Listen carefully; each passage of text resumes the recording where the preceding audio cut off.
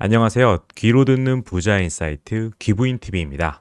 오늘의 원픽 기사 3040 영끌족 귀환 주담대 7% 코앞에 다시 비폭탄 우려라고 하는 기사인데요. 여러분들도 많이 들어봤을 거예요. 영끌이다 뭐다. 그리고 빚으로 인해 가지고 급매불이 나올 거다.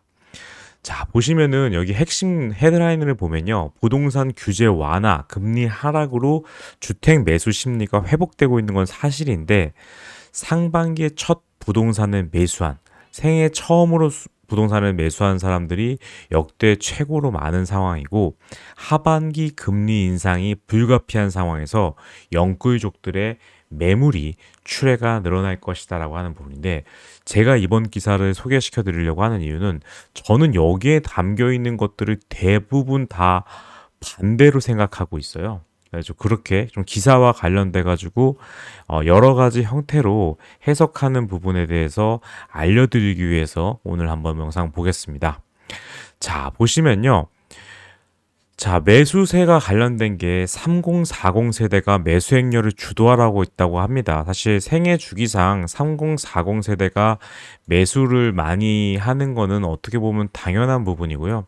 특히나 올해 상반기 생애 첫 부동산 매수자 가운데 3040 세대가 매수자의 절반은 넘었다. 이른바 영끌족이 돌아왔다는 부적이 있는데 이거는 다소 조금 해석이 좀 애매한 게요. 우리가 그동안 부동산 상승장을 상당히 오랫동안 해왔기 때문에 상승장 때 제대로 투자를 공부하면서 투자를 하고 싶으신 분들은 무주택 상태로 버티기가 매우 힘들었어요. 왜 주위에 보면 다 소액으로도 투자할 수 있기 때문에 소액으로라도 투자를 해보자. 정말 무주택으로 버티시는 분들은 청약을 노리기 위한 가점이 높으신 분들 아니고서는 대부분 주택을 매수하시는 분들이 많았는데 여기에 나와 있는 것처럼 생애 첫 번째라고 하는 부분이기 때문에 시간이 흘러도 과거 어느 시점에 한 번이라도 매수한 게 있으면 여기 모수 안에 들어가지가 않게 되는 거거든요. 당연히 그러니까 생애 중이상 첫 주택을 사야 되는 3040 세대의 비율이 높을 수밖에 없는 거예요. 전체 매매가 아니라 첫 부동산 매수자 가운데.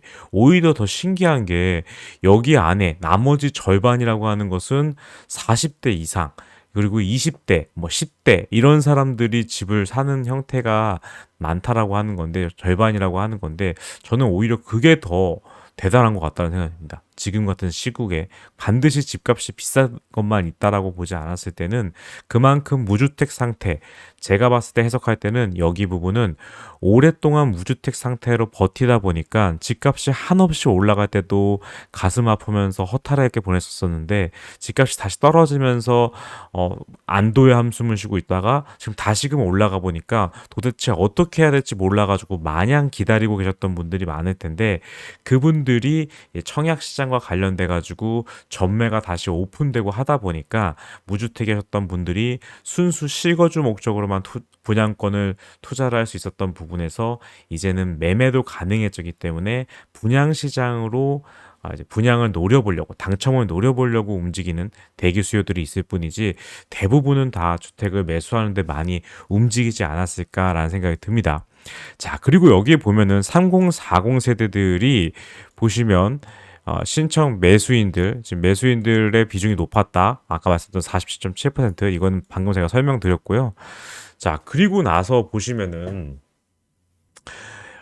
한편으로는 지금 첫 번째 주택을 산 사람들이 이렇게 많고 이 첫 번째 주택이 아니라 다주택자들 같은 경우에는 오히려 주택을 많이 못 사고 있기 때문에 비중이 첫 주택자들이 많아지는 이유는 그만큼 주택을 투자하는 거를 꺼려하고 두려워하는 무주택자도 움직일 정도로 지금 시장은 긍정적으로 바라보는 사람들이 많은데 투자에 대해서 날고 기는 사람들, 투자를 너무도 하고 싶은 사람들은 지금 반대로 아직까지도 규제가 완화가 되어 있지 않기 때문에 다주택자 임대사업자 부활 같은 그런 제도적으로 다주택자를 배려하는 정책들이 초반에 정권 초기에는 나올 것처럼 했지만 다시금 부동산이 조금 회복세를 보이니까 그와 관련된 규제 완화는 쏙 들어가 버린 상황이라는 겁니다. 그래서 이거는 규제 완화가 오히려 안 일어났기 때문에 이 정도 수준이라고 보시면 되는 거고요.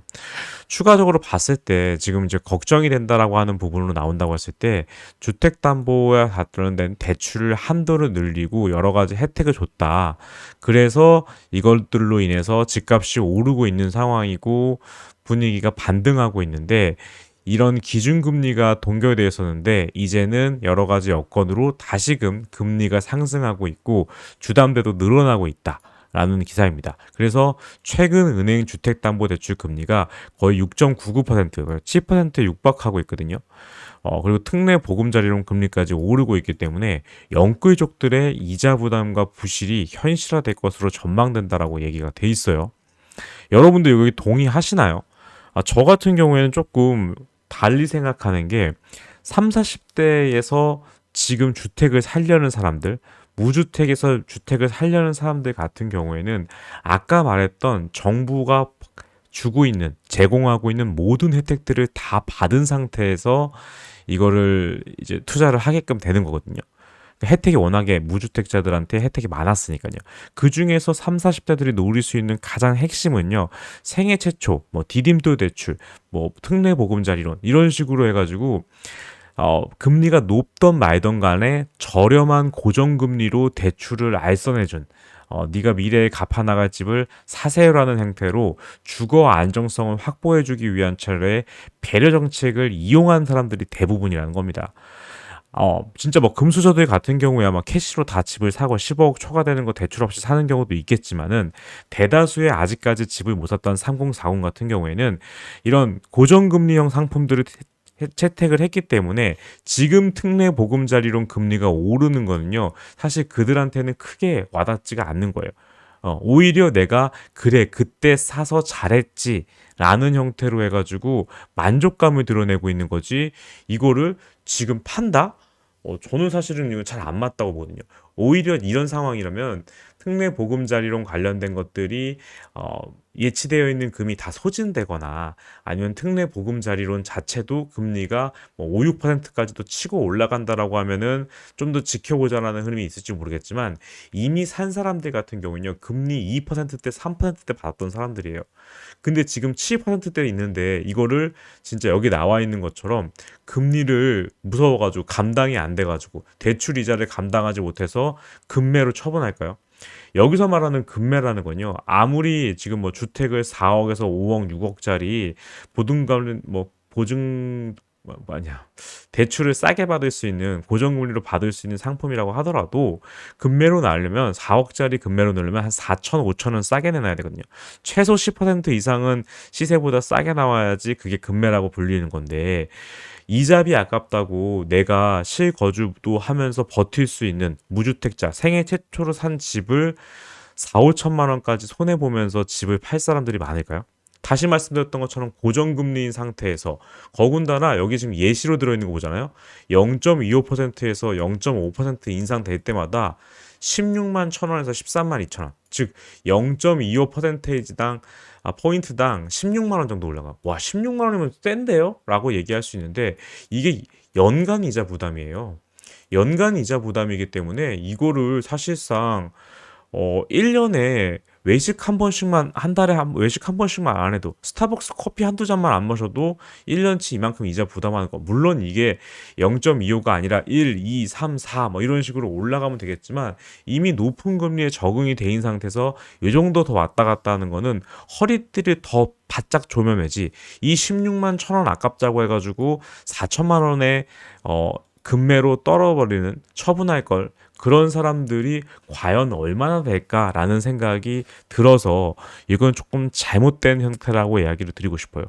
오히려 본인이 싸게 고정금리로 받았던 거를 집값이 떨어지고 조정받는다는 느낌이 들어서 매도를 하게 되면요. 그 이후에 본인이 전세자금 대출을 받던지 월세를 살던지 무엇을 하더라도 초반에 고정금리로 대출받았던 주담대보다 훨씬 더 높은 금리가 적용이 되고 주거 안정성까지 위협받기 때문에 제가 봤을 때는 혹시 이런 기사 보고 나도 영끌에서 샀는데 나도 처분해야 되는 거 아니야 라고 생각하는 부분은 일단 처분하겠다는 생각이 아니고 여러분이 선택한 거에 대한 믿음을 갖고 2년, 4년은 더 지켜보셔야 된다고 저는 말씀을 드리는 거고, 여러분이 당장 이 0.25%, 0.5% 금리가 오른다고 했을 때 나의 생활이 정말로 버틸 수 없을 정도로 궁핍해지느냐, 이런 것들을 좀 비교해 보시고 결정을 하셨으면 좋겠어요.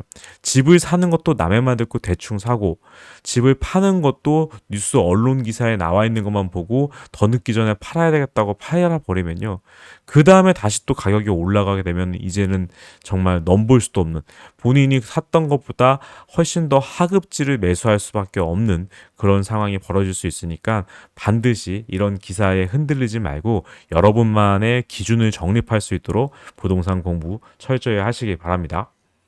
자, 저희는 매일 10시, 밤 10시 생방송으로 여러분들과 뉴스 브리핑을 소통하고 있으니까요. 생방송 때 꼭 찾아와 주시기 바랍니다. 감사합니다.